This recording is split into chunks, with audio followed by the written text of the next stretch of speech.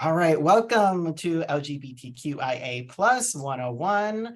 I am Ash Baker, pronouns are they, them. I'm an instructor and research specialist at the Central Branch, and I am joined by my producer for the evening who helped me with the creation of this presentation.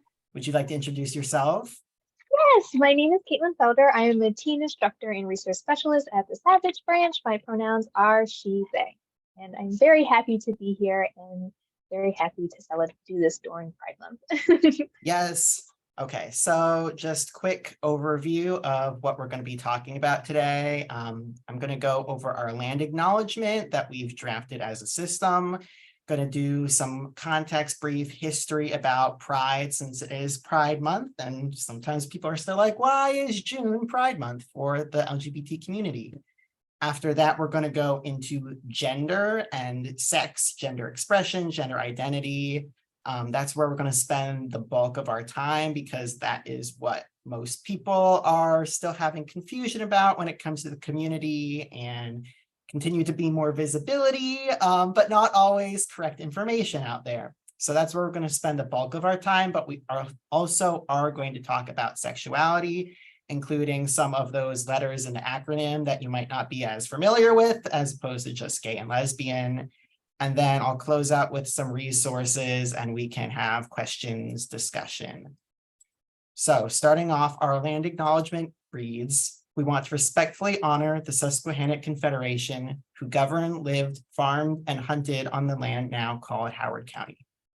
Their nations conceded into land treaties in 1652 and 1661 after English colonizers ended their generational governance and stewardship of the land that Howard County is built upon.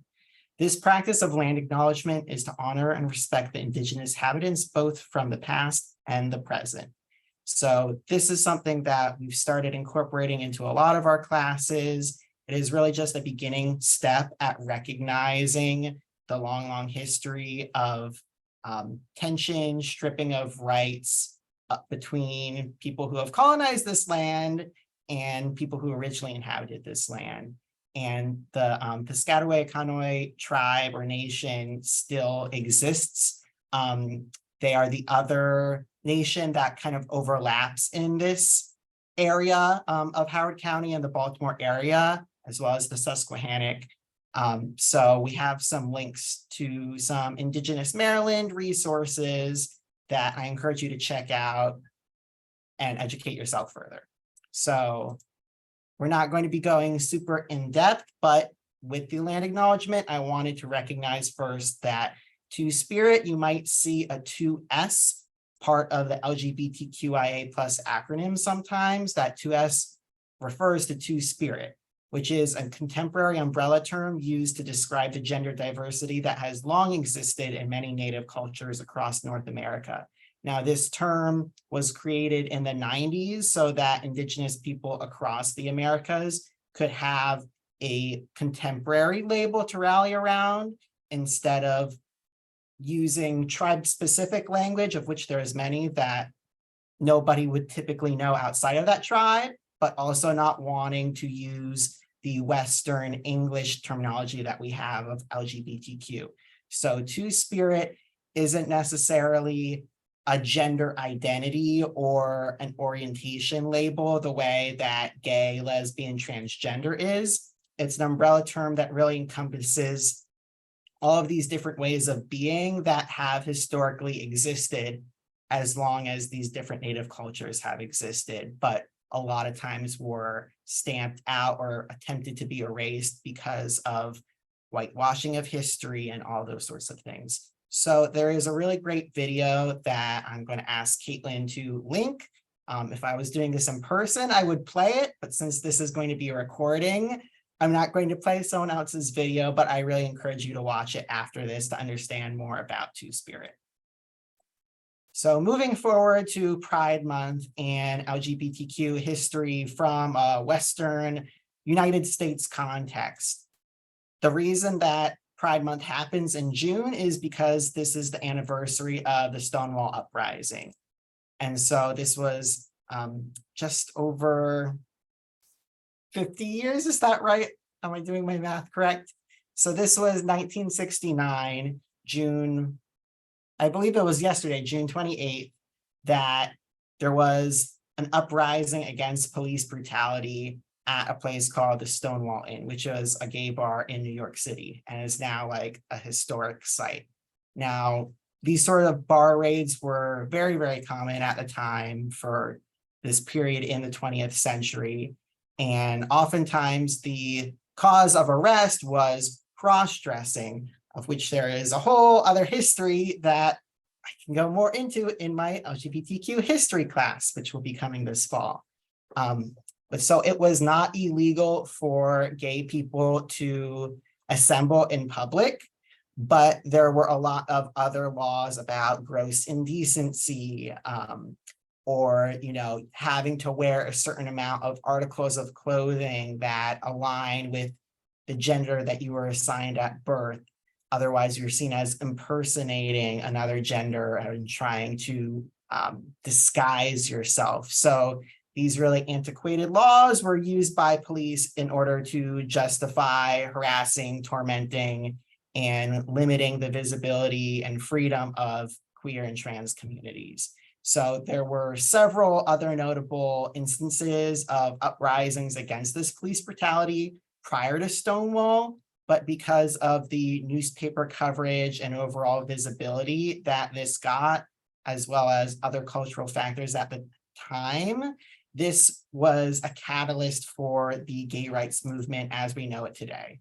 And so this is what really launched the gay liberation movement, which was throughout the 70s in the wake of Stonewall, where there was a shift from gay activism being from a place of assimilation, trying to justify, hey, we're just like you, we can't help it that we're this way, sort of like a take pity on us, very wrapped up with respectability politics. Whereas post-Stonewall with the gay liberation movement, as the word liberation suggests, this is about being unapologetically yourself and having pride in who you are instead of still being ashamed and being like, can I have some rights, please? It's like, no, we are going to demand our rights. We are here and we deserve to be treated as equal human beings and equal citizens under the law. And so on the screen, there's a few images of gay liberation marches in this time period. In the center is a really famous photo of Marsha P. Johnson and Sylvia Rivera, two trans women who were very foundational to the movement at this time and have a very strong legacy in the community. And so the reason why we have Pride parades now is actually an evolution out of the marches that were held in anniversary of the Stonewall uprising. So the first year after the uprising, a year later in 1970, was the Christopher Street Gay Liberation Day March held in New York City. And it was from there that around the country, in different capacities, people were organizing marches and events on that specific day or around that specific time frame in June to commemorate the Stonewall uprising. So that is why that June is Pride Month. So throughout, almost a decade of this gay liberation activism, we actually didn't have the rainbow flag that seems so ubiquitous with the, pride and queer community today. This was actually not created until 1978, and it looked a little bit different. You may or may not have seen this version of the flag where there is a pink stripe at the top, and instead of green, blue, purple, it was actually green, turquoise, indigo, and violet. And so this was created by an artist, a drag performer, activist, all around, again, really important person in the community, who was friends with Harvey Milk. And Harvey Milk was really hoping that the community could have a symbol that would reflect this positivity and this pride that the movement was starting to have, as opposed to there were other symbols before this, but they had very negative connotations. So the rainbow flag, as Gilbert himself says, was a conscious choice, natural and necessary. The rainbow came from earliest recorded history as a symbol of hope. In the book of Genesis, it appeared as proof of a covenant between God and all living creatures, and it was also found in Chinese, Egyptian, and Native American history. A rainbow flag would be our modern alternative to the pink triangle. Now, the rioters who claimed their freedom at the Stonewall Bar in 1969 would have their own symbol of liberation. So this pink triangle that he references is one of those symbols that was actually tied to the Holocaust and Nazi persecution of homosexual men during that time. It was this inverted pink triangle, similar to how Jews would be forced to wear the star. Gay men were forced to wear this pink triangle in order to be identified. And it was reclaimed by the community, and it resurfaced again in, I don't want to say popularity, but in visibility and use during the AIDS epidemic and the activism of groups like ACT UP, which again, I will talk more about in my history class in October. But the rainbow was something that was meant to be purely joyful. And the flag ended up changing design because of people wanting to mass reproduce it, but pink fabric or pink dye wasn't as easily available at the time because this original flag was all handmade by Gilbert and his assistants. So that's why they ended up taking out the pink, and then to keep the stripes even, they combined the turquoise and the indigo into just the blue that we have today. So when we talk about the current community, what does the Q, what does the plus all mean? This is typically the most complete acronym that you might see of LGBTQ, Q, I, A, P, 2S. Do not feel like you have to memorize that. A lot of people within the community wouldn't be able to like rattle off the whole thing and say what everyone stands for. This is just to give context of when we're talking about the plus, it includes all of these identities as well as the other smaller labels that are kind of under the umbrellas that are listed in this acronym here. And so we're going to talk about how gender identity and expression and sexual orientation and romantic orientation are each separate things that, you know, are connected because of how we socially, culturally view them, but they are not necessarily dependent on each other the way some people get confused about like, oh, if you're gay and then you transition, are you still gay and things like that. But I want to note that the reason why things that relate to sexuality and attraction and things that relate to gender and identity are combined is because for a lot of history, these were seen as the same thing as early as people starting to understand homosexuality not as a behavior, but an actual type of person, a way that you naturally exist. It was seen through this lens of gender as well. And so that is why today all of these acronyms are, or all of these letters are included in the acronym, included in the community together, because we all face some sort of discrimination, oppression, or other sort of limiting from society because of these norms and ideas about gender and sexuality. So when we talk about gender, when people use the terms sex and gender, sometimes they're used interchangeably, and sometimes they're used as different things. For our purposes today, we are referring to sex as the biological factors, such as chromosomes, genes, hormones, internal and external sex organs, and secondary sex characteristics, such as the amount of breast tissue or facial hair that you have.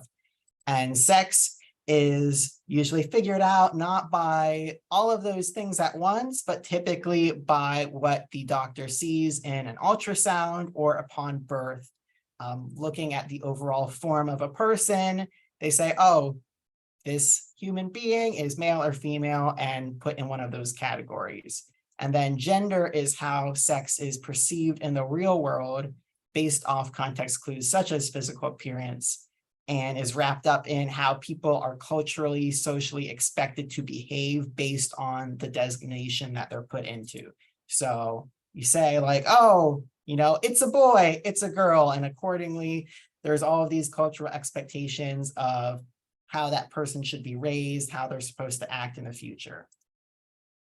So when we talk about the gender binary, we're not just talking about how there is that system of two genders, two sexes, but how those are seen as under the gender binary as the same thing, that there is no in between and there is no flexibility, there's no crossing over.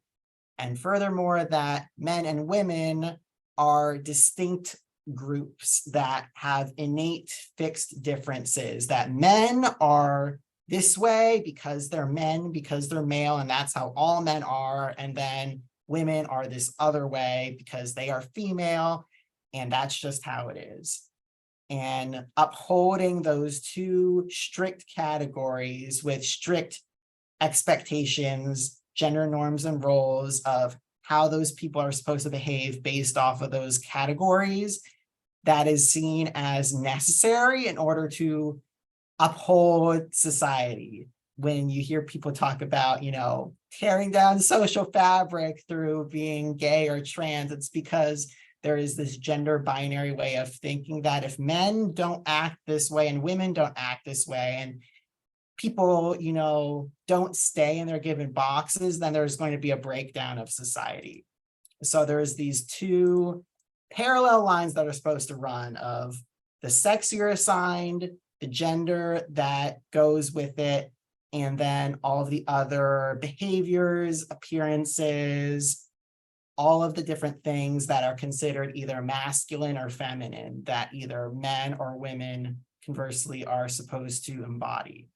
And so if you don't fit into that for any reason, whether it's your body, your identity, the way that you present yourself to the world, it doesn't fit into one of those two categories, that is seen as deviant, and throughout history, even today, is then something to be punished from that binary lens. So people might talk about how gender is a spectrum, gender is socially constructed, and thinking about trans rights from that perspective. But I feel like we don't talk or know enough about how sex itself is also socially constructed. That idea that there are two sexes in the human species and it always aligns perfectly like that is simply not true. And this is an infographic that I'm going to have Caitlin share the link to the article and the image itself, so you can actually zoom in and see it. That this goes over all of the ways that human biological sex varies between female at one end and male at the other end. There are all these other factors, from the time of conception with the chromosomes that you have and possible gene mutations, down to throughout puberty, as hormones, may or may not affect the body in different ways, and how that brings about different sex characteristics. So while typically most people have either XX or XY chromosomes, it's also possible to have XXY or a single X. And then there are also all of these different ways that genes interplay that might have a resistance to certain hormones. So these are all in between the two poles here, would all fall under the category of intersex, which refers not to identity, but to body. And previously, and in some literature, this is referred to as disorders of sex development. That term is not embraced by people who actually live with bodies and conditions like this. Intersex is the appropriate umbrella term for this. So that simply means any sort of conditions in which a person is born with sex characteristics, all the way from chromosomes down to secondary sex characteristics, that don't fit into those typical definitions of what male or female is. And again, even though this is something that is not typical, even if it might involve like a gene mutation, that doesn't mean it's a negative thing.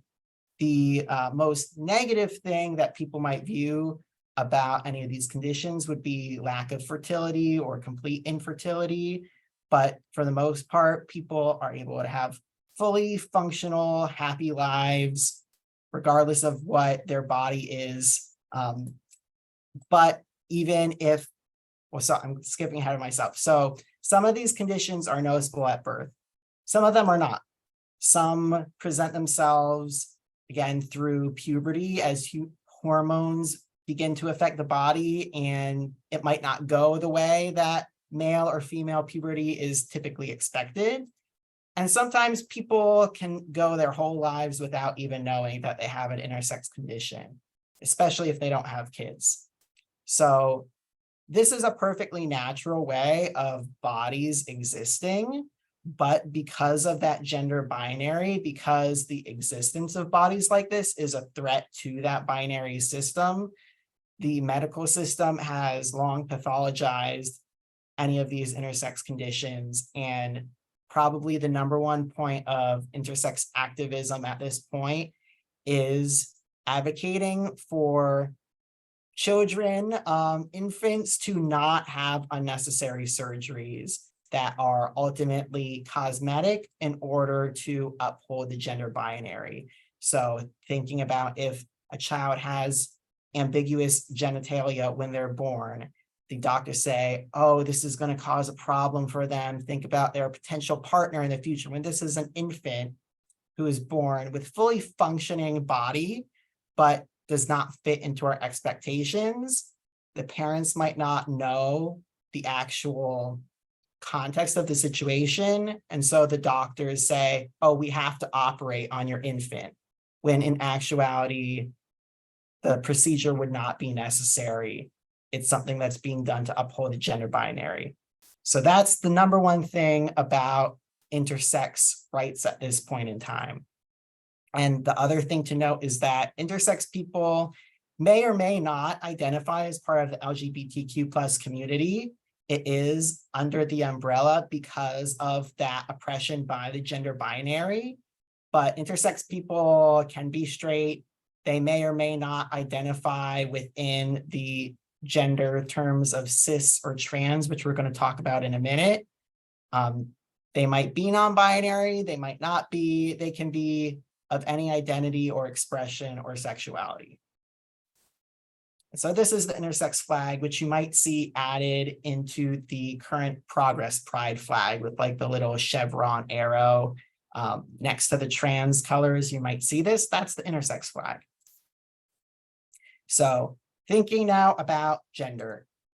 So we talked about how sex is assigned at birth based off of sexual anatomy, typically. That may or may not fit into what's typically considered male or female. And then gender identity is regardless of that. It's how you understand yourself to be, your internal sense of being male, female, both, neither, or something else. And I think that people get wrapped up in trying to understand trans experiences and like what is gender identity, because it's still something that's being discussed even within the community, and there are people who have different perspectives on it. So for some people, their sense of their gender is more tied to physically their body and related to the sex they were assigned at birth or the sex that they feel they should have been at birth. Whereas for other people, it is more about that social, gender, cultural aspect. And for other people, it's more in the middle. It's a combination of both those things when we talk about gender identity. There's not an easy way to pin it down. But bottom line, it's something that you deeply know yourself to be. Gender expression is simply how you present yourself and express yourself externally in ways that are typically associated with gender, such as, do you have, a certain hairstyle? Do you wear certain clothes? Do you speak and act a certain way? Those are all gender expression. And that is also something that can be tied into your gender identity. You might want to express yourself in a way that feels like it suits your identity, but it is not the same thing. So when we talk about gender identity, the two main terms that we have for categorizing people are cisgender and transgender. Cis is a prefix that means the same side of, as opposed to trans, which indicates movement. So cisgender simply means that you do fully identify with what you were assigned at birth. You were assigned female at birth, you were raised as a girl, you identify as a woman, then you're a cisgender woman. Trans, again, means movement away from. And so transgender is when a person's gender identity differs from what they were assigned at birth. It's not necessarily the opposite, because here we are trying to break away from that gender binary. And I wanted to give an example of a transgender man, someone who was assigned female at birth, but knows himself to be a man and would describe their gender identity as a man, is Skylar Baylor, the swimmer and activist. And then Janet Mock is a transgender woman. So she was assigned male at birth, but knew herself to be a girl and is now a woman. And the transgender flag is the flag with blue stripes on the top and bottom, pink in between them, and then a white stripe right down the middle. So transgender men and women are what, at least within the community, we might refer to as binary trans people, meaning they do identify as a man or a woman. But then there's also people under the trans umbrella that are non-binary, such as myself. And so non-binary and genderqueer are two words that are essentially synonyms. They have different etymologies and different connotations, but they are both umbrella terms for any gender identity that's not exclusively male or female. And so that could mean someone is neither, someone is both, someone has a sense of gender that is not within the binary, but it is a sense of gender that is beyond it. And there are a whole bunch of other labels that fall under non-binary, such as gender fluid, bigender, agender, demigirl, demiboy. These are kind of some of the most common ones, but ultimately people will typically say, like, I am non-binary, I'm genderqueer, if they're going for a big picture. And you don't have to have a smaller label identity. For myself, I ultimately just identify as non-binary and trans, meaning I am not part of the gender binary, but you don't have to necessarily understand what that means in order to know that I am not a man or a woman. And so, as I said, these are under the trans umbrella. Not all non-binary people necessarily identify as trans, but it is under the umbrella because it is identifying as something other than exclusively male or female. So that is beyond what you were assigned at birth. So when it comes to gender expression, gender nonconformity and androgyny are two of the things that typically refer to gender expression. Gender nonconforming might also be used in reference to identity, especially if someone doesn't have another label that they want to claim yet, such as trans, but they don't fit into that typical binary expectation of what men and women are supposed to be like. But gender nonconforming doesn't have to be LGBTQ. It just means someone is not conforming to those social expectations of gender. So in our society right now, one of the biggest instances of that is still a man or someone who presents themselves as a man wearing something like a dress that is considered feminine. That is someone who is on that male, man, masculine track, but they're presenting in something that society sees as feminine. And so I have on the screen a picture of Billy Porter and Harry Styles, two different people who have gotten a lot of media visibility for wearing dresses, which at the end of the day, it's a piece of fabric. It's just an expression that may or may not reflect their identity. Now, androgyny, on the other hand, is the combination of masculine and feminine characteristics. And people tend to assume that means, oh, it means ambiguous, like there is complete lack of gendered characteristics, or you can't tell the sex or gender that someone was assigned at birth. But really, androgyny, androgynous can be anything that combines masculinity and femininity. And so on the screen, I have several different examples of what androgyny can look like. Androgyny can really look like anything. There is not one look to androgyny. Drag, on the other hand, is not an identity, but an art form. Someone might identify themselves as a drag queen or king or performer, but ultimately drag is simply the art of exaggerated gender expression, whether it's masculine, feminine, both, or something else. Typically done for entertainment, expression, and or activism. And so RuPaul is the first image I have here on the screen, probably the most famous drag queen in the world right now. And when people think about drag, that's largely what they associate: someone who is a cisgender man, someone who identifies as male, but performs as a feminine character. But anybody can do any type of drag. And so on the screen, I have a transgender man who performs as a drag queen, a non-binary trans-masculine person, so meaning they were assigned female at birth, but is on the masculine side of the spectrum, who is a drag king, and then a cisgender woman who is a drag king.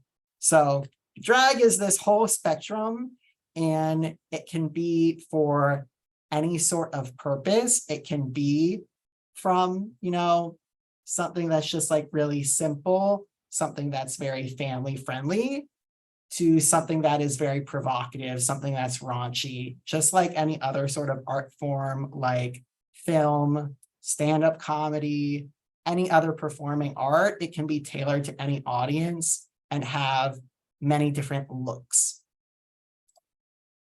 So how does a person know if they are actually trans or non-binary, or they're just resisting gender norms and they feel constrained by those binary expectations?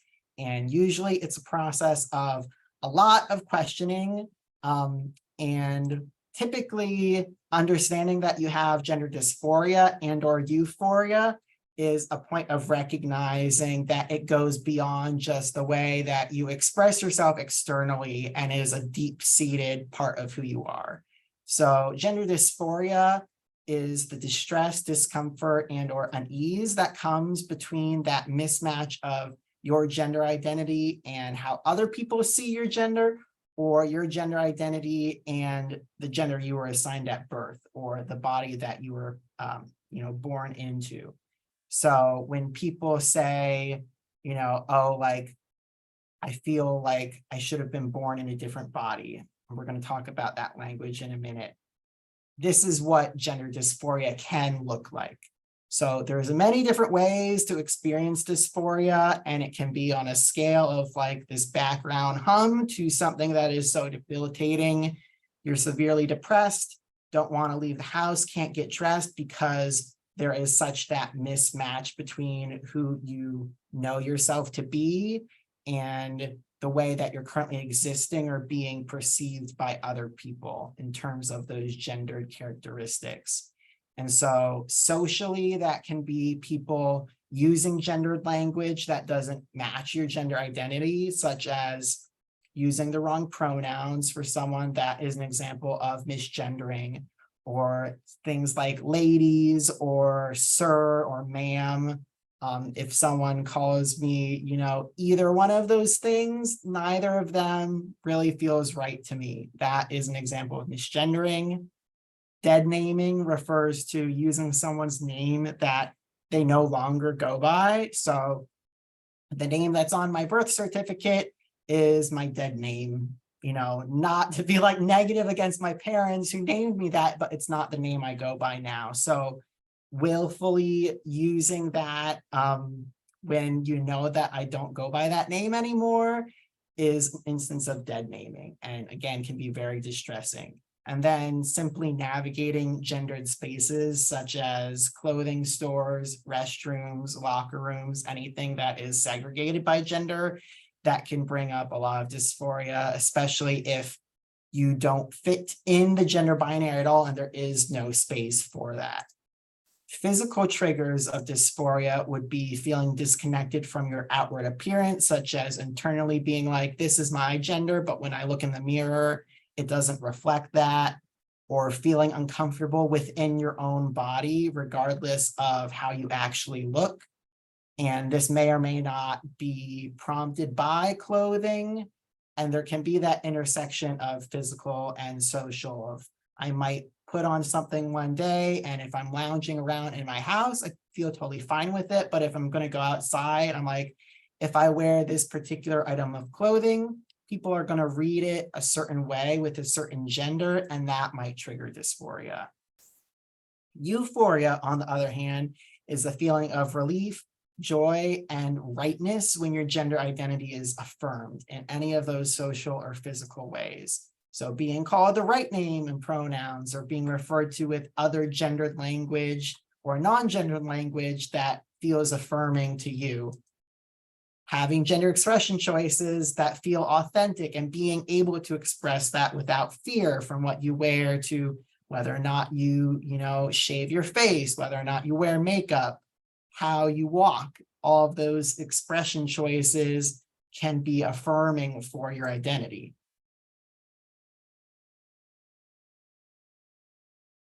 And once you typically go through this long questioning process of coming to the conclusion of whether or not you're trans, for some people, it is something that they know very clearly. Some kids know from when they're 2-3 years old and they begin to understand gender as it is socially. They know, oh, I'm a boy or I'm a girl or I'm neither. For other people, it takes a really, really long time to break out of that expectation of that box you were put into and realize, oh, I do not fit into that. I am something else. And so regardless of at what age or what process you're in, you may or may not want to take different steps that fall under transitioning. And transitioning in any way or in a particular way is not what makes someone trans. It's the ability to make a choice and have autonomy over whether you want to or not. That is really important, to have the choice available. So restricting medical or social options for transition is going to heighten that dysphoria. So examples of social transition steps are changing your name, changing your gender marker, going by new pronouns, and doing those different gender expression choices. And medical transition typically falls into either hormone replacement therapy, sometimes called gender-affirming hormone therapy, as well as a range of gender-affirming surgeries. And so note that there is no such thing as the surgery, as it seems to be called in pop culture or media sometimes. People typically, when they say that, they're referring to gender confirmation surgery, which is what used to previously was called sex reassignment surgery. That is only one type of one area of the body that people may or may not want surgery on. And even under that category, there are many different types of surgeries. So there is not any single surgery when it comes to transitioning, and people may or may not get any, but they are not cosmetic. It is, again, addressing that dysphoria, which a doctor, like an actual doctor, usually under current insurance, typically is expected to give you the clinical diagnosis of gender dysphoria in order to have insurance coverage for any surgery or hormones. And that is accepted by, World Health Organizations as a medical necessity, not something that you're doing just because. And people have different opinions on whether or not dysphoria should be included as a diagnosis or not. On the one hand, there's argument that, it's pathologizing to still have that in the DSM. On the other hand, well, we want to have these medically necessary surgeries and hormones covered by insurance. So that's a conversation that continues to be ongoing within the community.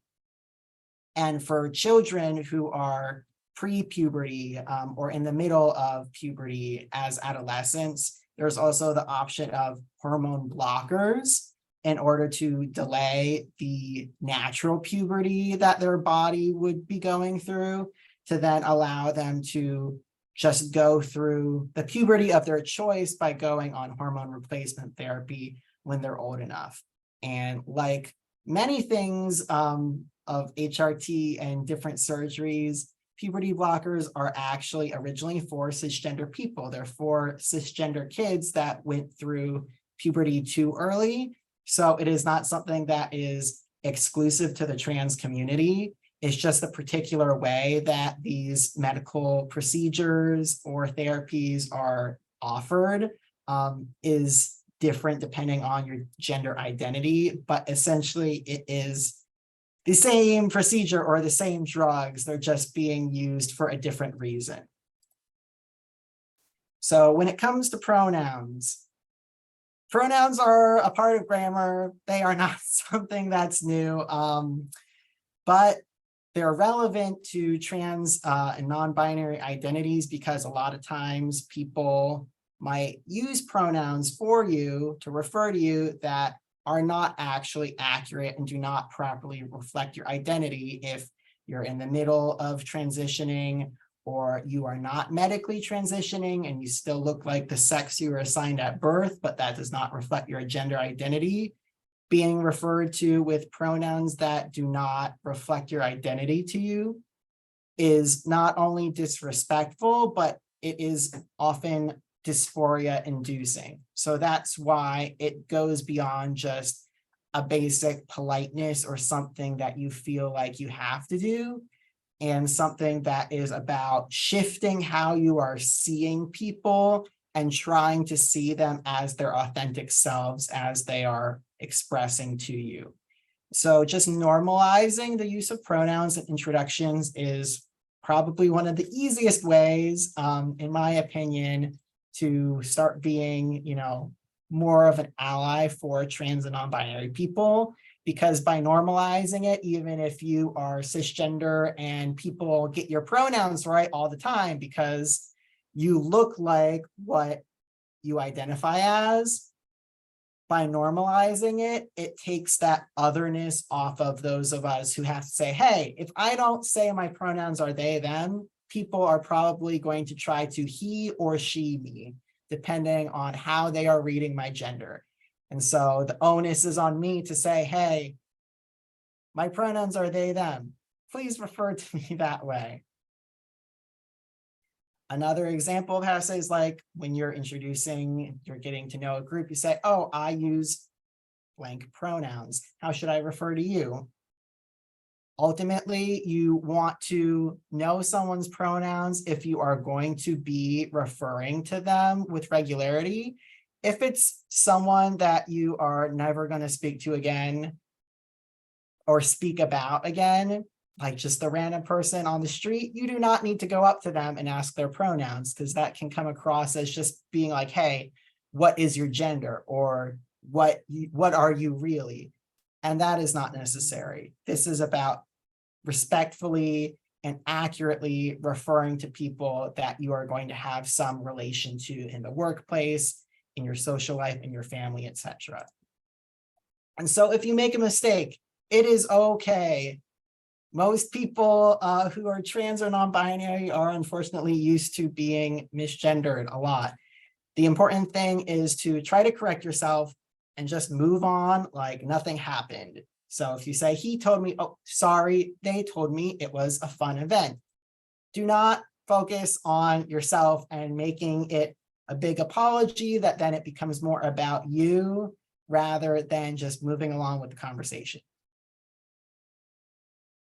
And so this is just a quick graphic that I wanted to share as we wrap up about pronouns, expression, and identity. These are all things that not necessarily line up in a particular way. So a lot of people assume they, them pronouns are only for non-binary people, or that all non-binary people are supposed to look androgynous or gender non-conforming in some way. When is that? That's not necessarily the case. Those things might overlap, but they might not. So you can exist in any of these different ways on any part of this Venn diagram that I made here on the screen. So some language to avoid when it comes to talking about trans people. Transsexual is something that people might still use for themselves, but overall is considered an outdated term. Do not use it unless you're referring to someone who specifically identifies that way and wants to be referred to that way. Using trans as a noun, like referring to a trans instead of a trans person. And then also transgendered. There is not an ED at the end. You might still see that even like written in some places, but that is not how the word should actually be spelled. It's just transgender. Should be obvious any slurs, especially that refer to a person as an object or as some sort of freak. Do not use them. And again, trapped in the wrong body is a narrative that I know for myself, I heard in the media a lot when it came to trans people. And this is how some people experience their body and experience their identity and describe it. But other people do not have this sort of experience. They might not necessarily feel like they're in the wrong body, but they realize that changing their body might be more beneficial, or they don't have a problem with their body. It's more about how they express and present themselves and then want to be referred to. And even for someone who does identify with this sort of experience, this particular language really frames transness around the suffering of it, rather than having the autonomy and the beauty that can come with deciding for yourself how you are going to move through this world and find what is most authentic to you. Referring to a trans person with incorrect pronouns, even if you're referring to someone before they transitioned, you should still use whatever their current pronouns are. And if someone has multiple pronouns that they use, you can use either or both. Sometimes it depends on the person whether or not they have more of a preference for one over the other, if they really want you to use both of them within the same, conversation, or on one day they go by one pronoun, but another day they go by a different one, especially if they're gender fluid. It's really going to depend on the person, but when in doubt, use the pronouns that someone introduces themselves to you with. And then saying that a trans person used to be the gender that they were assigned at birth. So rather than saying, oh, they used to be a girl or they used to be a boy, you should say what they were assigned at birth, only if it is relevant to the conversation. If it's not relevant, if it has nothing to do with the life that they had before they transitioned, then you don't even need to bring that up. If their transness is relevant to the conversation, then you can say, oh, she's a trans woman, or he's a trans man, or like, oh, they're a non-binary trans person. But if you're just talking about someone and it has nothing to do with them having a trans experience, then it doesn't even need to come up. They're just a person. So quickly, some anti-trans talking points that I wanted to really briefly kind of go through. Saying that kids are too young either to know that trans people exist, or they're too young to know that they are trans. Neither of those are true. Gender identity typically develops in the first few years of life as kids are understanding the world around them. They begin to have a sense of gender based off of what other people are telling them. So as I referenced before, some people can know very clearly at a very early age that like, oh no, like I am not the gender that everybody is saying I am, like I am something different. And then for other people, it takes longer to figure that out because of all those social messaging. And jumping down to this being a new thing, there is simply more visibility and despite backlash, more acceptance to be trans. So more people are figuring it out more quickly because there is that language and because there is that visibility, not because there is a plot to turn people trans. Hopefully I don't need to say that to people who are watching this, but if someone's watching this later, they might not know. When it comes to detransitioning, that is really an umbrella term for anybody who takes steps towards medical transition that they then stop or reverse. And so there is a lot of hysteria from people who are trying to oppose the trans community about, oh, you know, this person transitioned and they regretted it. This person transitioned and it was a huge mistake. When in actuality, most people who detransition still identify as trans, but they detransition for reasons related to safety and access and survival, because it is not safe to be a trans person. A lot of times it is expensive or impossible to get care related to being trans. And then other people realize after transitioning, hey, actually, I'm not trans, but they still had to go on that journey of self-discovery. So the amount of people who actually regret ever transitioning is very, very small compared to the amount of people who do happily transition and describe it as being necessary and the best thing they've ever done. So again, emphasizing autonomy and choices that people do not have to transition just because they're gender non-conforming, but they also don't have to not transition because of anti-trans rhetoric. People should be able to decide for themselves what is best for them. Trans athletes, even people who are generally in support of trans rights, still have hesitation or negative thoughts about trans people competing in the category that aligns with their gender. Ultimately, there are a lot of different things that I don't have time about this to get into, but one, trans people typically have gone through hormone replacement and have like comparable hormone levels and other like physical markers with the other people in the category they're competing in. There is not evidence of trans people coming in and completely dominating women's sports in particular. Sometimes trans people win over cis athletes. Sometimes cis people win over trans athletes. It's almost like it depends on the individual person and their strengths.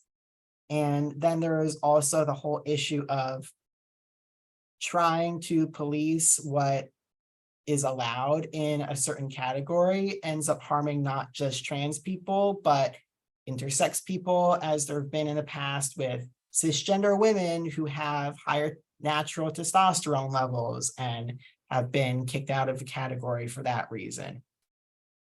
And then lastly, the idea that being trans or being gay or anywhere in the community is a modern white Western phenomenon, when actuality, it's kind of the opposite. That, as referenced at the beginning, gender diversity has existed not only through the Americas, but around the whole world through all of human history.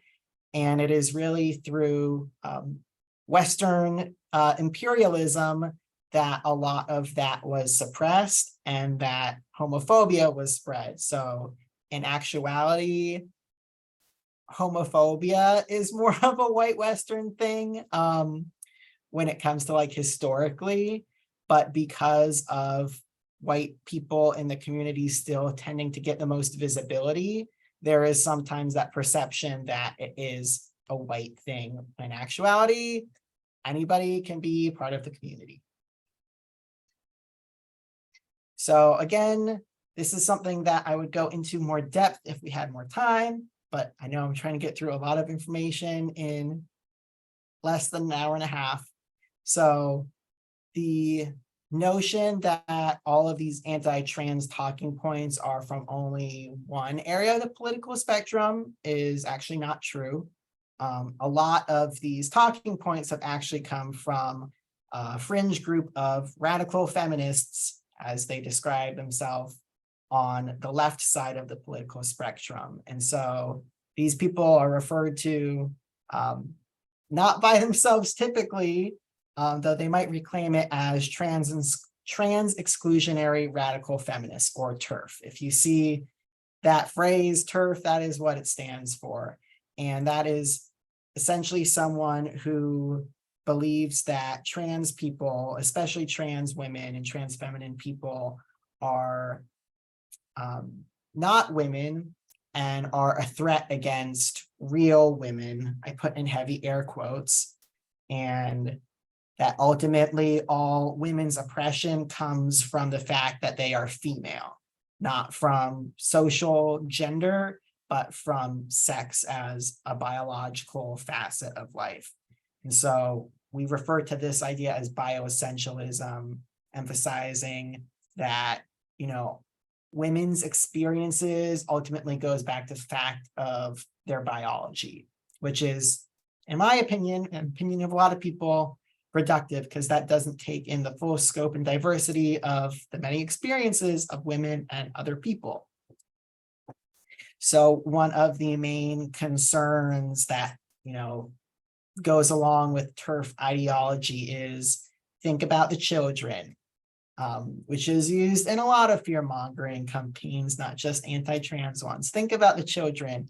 And so there is this belief that girls are being forced into being trans and being turned into trans masculine people simply because these girls are expressing masculine characteristics. That is not what trans people are trying to advocate for, but that is one of the TERF ideology or talking points to, if you see something about that, it should put up a red flag. There is also the idea that the T should be removed from the acronym, and it should really focus on gay and lesbian rights. And there is this idea that people are becoming trans in order to not be gay, which to me, honestly, I'm like, that is ridiculous, especially considering how many trans people are gay, lesbian, bisexual, or queer. But the idea of like, oh, this person was assigned male at birth and they're also attracted to men, but rather than claiming a male identity, they're going to go on and say they're a woman, sort of thing. Like, that's typically not how it ends up working. But that is a talking point that anti-trans people, especially in this particular frame of being progressive, but being anti-trans, think about why people are trans. So things to look out for, again, that should send up red flags. Anything about restricting who can come into women-only spaces and thinking about trans feminine people as male invaders into women's spaces. Typically, they will not say they are TERFs or even radical feminists at this point, but will describe themselves as gender critical. That might seem like a good thing of like, oh yeah, I'm critical of the gender binary. That's not what it means. It means they're critical of gender ideology or transgenderism, as they might call it. Also claiming that cis or cisgender is a slur. It is not. It's simply the opposite prefix of trans. So it's just another way to refer to people who are not trans. Any alternate spellings of the word woman, especially that refer to having a womb or being assigned female at birth, but not using that language, saying that like, oh, like I am a woman who was born a woman. Again, it might sound like, oh, they're just, using correct terminology, and no. It's meant to be something that seems progressive and seems positive, but in actuality is trying to make this distinction between cisgender women and trans women. And then referring to trans women as trans-identified males, and then conversely referring to trans men as trans-identified females. So really negating someone's identity and saying like, no, this person is male or female, depending on what they were assigned at birth. And referring to trans people and supporters as genderists or a cult. That is also a common point of rhetoric. So in wrapping up our time, oh, Caitlin, I see your hand. Hi. So Barbara had a really great question, and they wanted to know why do queer people embrace or feel comfortable with the term queer, and when it communicates odd or not fitting in, it seems to suggest that they want to be thought of as odd or not fitting in. So just had a question on queer and the usage of that word. Yes, thank you. I have a slide on that, but I will address it now as we're going up against the end. So queer initially meant abnormal, strange, weird, so has a negative connotation in that way and was used as a slur for a long time. It was really reclaimed in the 90s by activists, especially activists who were involved with the AIDS epidemic activism, like ACT UP, and trying to kind of take that stance of like, you're right, we are not heteronormative. We are not the norm, and we are not trying to be normal by the standards of a society that never wanted us to begin with. So now queer kind of has these different usages of one, it's kind of become sanitized almost in a way for some people where it is just an umbrella term for anybody who's not heterosexual or anybody who is under the LGBTQ acronym. But for other people, it still has this very politically anti-conformist, connotation to it and usage with it, and is very empowering for some people. Whereas for other people, it still does have that burn from the history of it being used as a slur, and people might still hear it in a negative way. So as with other slurs that refer to the community, some people reclaim that slur and find it empowering, and other people don't and still find it offensive. So my advice typically is like, if you're not part of the community, to just try to say, the acronym instead, though it can be wordy, saying like LGBTQ or LGBTQ plus. But that queer, because it is such an ambiguous umbrella term, it really encompasses, in my opinion, all of those other letters, all of those other identities that aren't LGBT. Hopefully that's like a good overview. So wrapping up like with some bit about sexuality, and then we'll have about 10 minutes for questions. Sexuality is not just sexual orientation, even though those are used interchangeably sometimes. Sexuality is all of these different aspects of attraction, beliefs, relationships, attitudes, all of these different things, both physically, emotionally, socially, spiritually. But when we talk about sexual orientation, we are talking about who you are attracted to, typically based on sex and or gender. And this is not just about the attraction itself at this point, but also to your sense of identity and membership in a community based on that attraction. So if people are like, oh, well, why does it matter? Like what your orientation is, like, why do you have to like talk about like your sex life or something? Simply saying that like I am gay or I am bi or I am lesbian is less about, what I actually do or even who I'm attracted to, and more about, hey, like I am a part of this community and I want to find other people who are part of the community or resonate with the community because of our shared experiences. Because it's typically not been acceptable for people to not be heterosexual. So having that sense of solidarity with other people is why having a label and why having a flag can be useful for finding that community and knowing that you're not alone in that.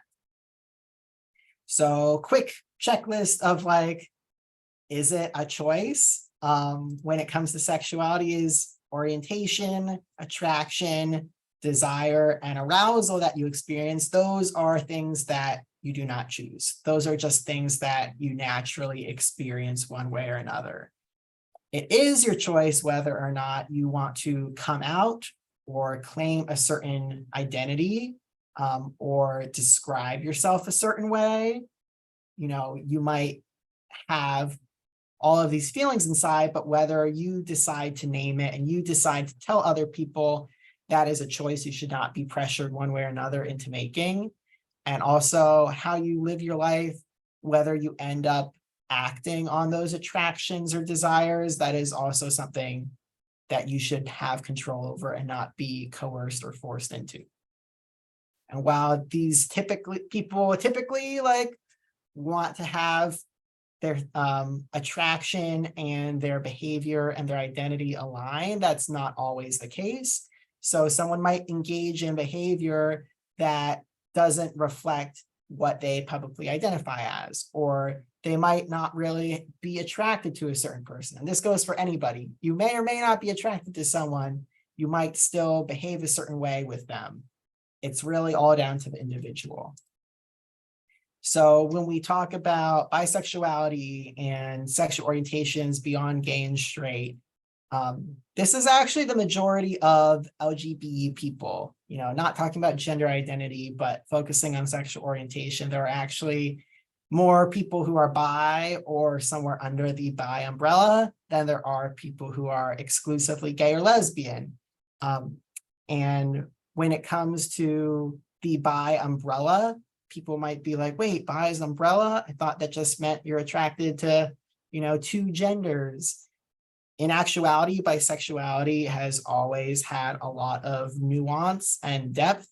And there's more and more language for people to be able to articulate how they experience attraction to multiple genders. But so currently bisexual, rather than, you know, coming from a strictly binary perspective, it's often defined as attraction to two or more genders, or attraction to the same gender as yourself and attraction to other genders. And bisexuality has always been inclusive of gender diversity. So non-binary people can fall into this too. I am a non-binary person who identifies as bi. It's not transphobic to be bi. Pansexual, on the other hand, is kind of taking gender out of the equation altogether when it comes to attraction and simply being attracted to people regardless of gender. And then there are other labels that go under bisexual that kind of articulate more specifically how you're attracted to different genders, but ultimately they all fall under this umbrella of multisexual, meaning not exclusively heterosexual or homosexual. So two things that I want to briefly bring up is the topic of bi erasure, which is limiting the visibility of bisexuality and bi people and identities and experiences. And then the idea of heteronormativity, that people are assumed to be heterosexual unless proven otherwise. I say in quotes because someone might assume someone is gay and it turns out they're actually straight, but usually they're making that assumption based off of gender norms. And that's an example of where gender and sexuality are closely tied up in our society, that like, oh, if you look or act a certain way, we might assume like, oh, you're too masculine for a woman to be straight, or you're too feminine for a man to be straight. When in actuality, you don't know unless someone says something.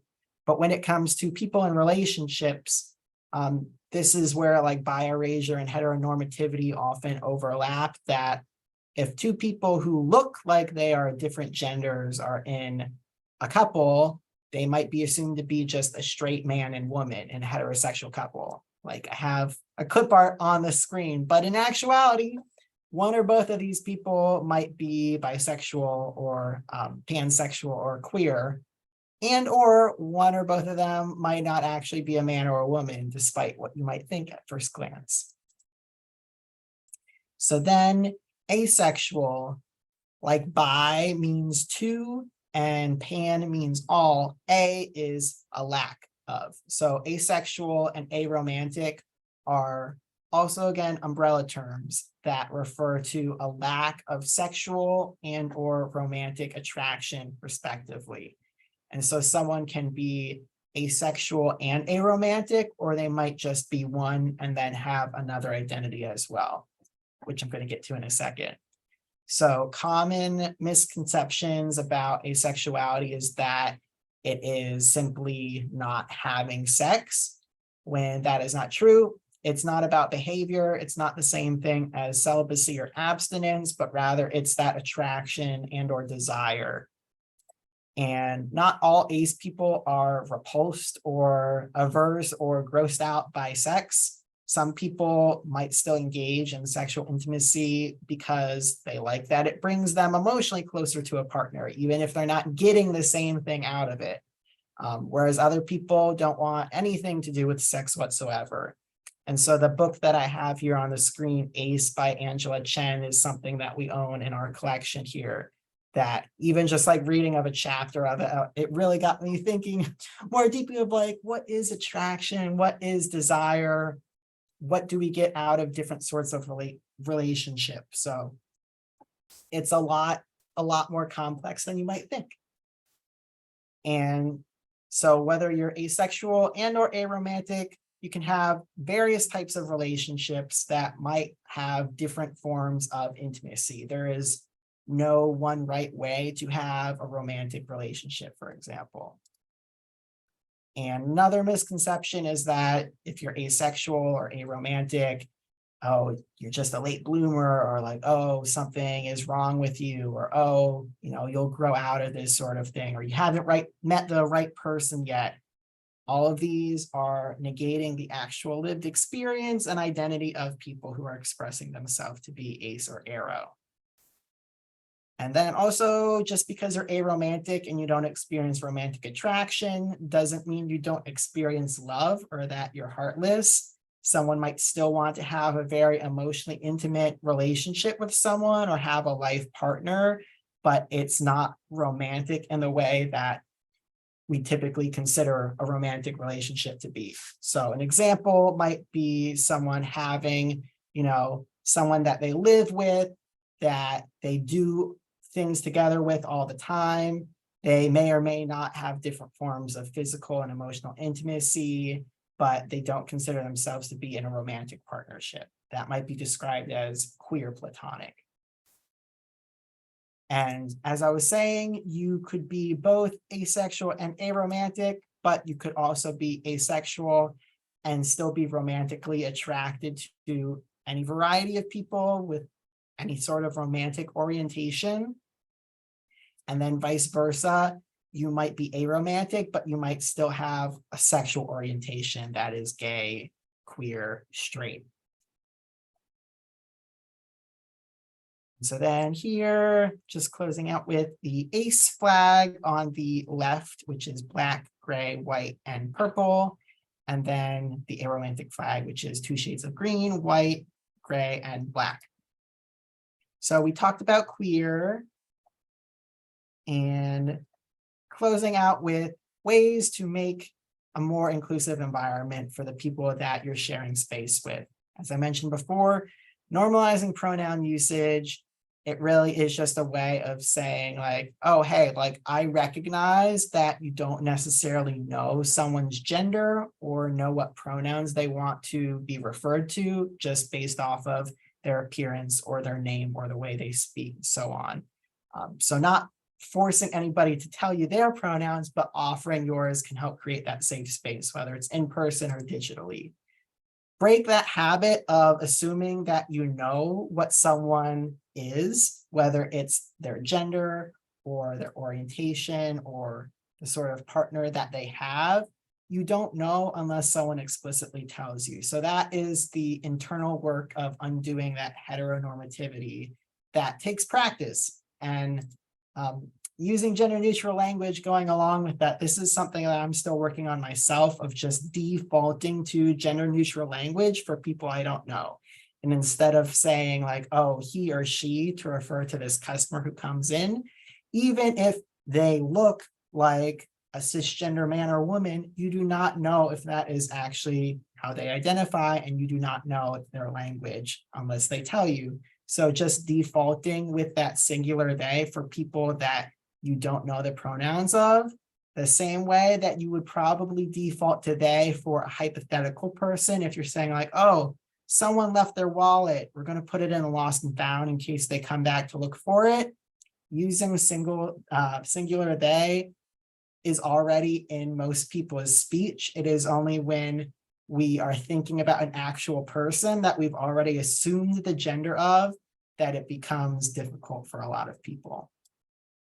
And then instead of referring to people with gender language, this especially goes in like classroom or group events where people say boys and girls or ladies and gentlemen, try using another sort of language that is neutral and describes the type of people that you're with, such as students, parents, friends, colleagues.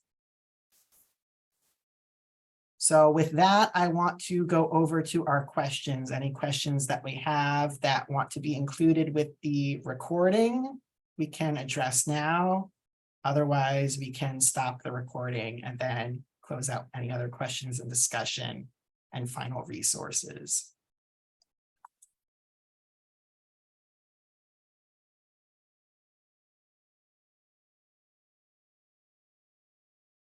Oh, I see that Barbara put a question. Was there anything before that that we needed to answer, Caitlin? So picking up on the point just mentioned about being too masculine or too feminine, in my limited experience, males who are trans or identify as females seem to present as ultra feminine. Have I made an unreasonable generalization? So that's actually a very good point. Talking about people who are trans women or trans feminine, anywhere under that umbrella where they are assigned male at birth, but presenting and identifying under the feminine side of the spectrum. A lot of times, especially the people who are most visible trans women, are high femme. We might describe within the community of being very feminine in a way that stereotypically matches feminine gender norms. That is not the case for all trans feminine people, but because femininity is so policed for everyone, including cisgender women, but especially trans women, there is this extra pressure to prove yourself a woman or to prove yourself feminine enough by engaging in those different feminine things. And so for some people, it might come from that external pressure to, you know, always be done up, always have a full face of makeup and long hair and, you know, girly quote unquote clothes. Other people, they might genuinely love presenting like that. And that's just what brings them the most joy, especially if they didn't get to present that way when they were younger. And now they are going through quote unquote second puberty as an adult. That is why, you know, there might be different expressions, but you can have a trans woman who is butch or masculine, similar to how you can have a trans man or trans masculine person who is very feminine. I'm an example of someone who is on a trans masc spectrum, but I do not consider myself super masculine. And especially like when I go out and have a good time, I go to a concert or a party or something, or like I'm performing in drag tomorrow, like I'm going to be full of glitters and like being very colorful and flamboyant in a way that I consider to be not masculine. But that doesn't mean that I'm actually a woman, just as if a trans feminine person is wearing like Levi's and a white t-shirt and not wearing makeup, like she might still be a woman, the same as like any other woman.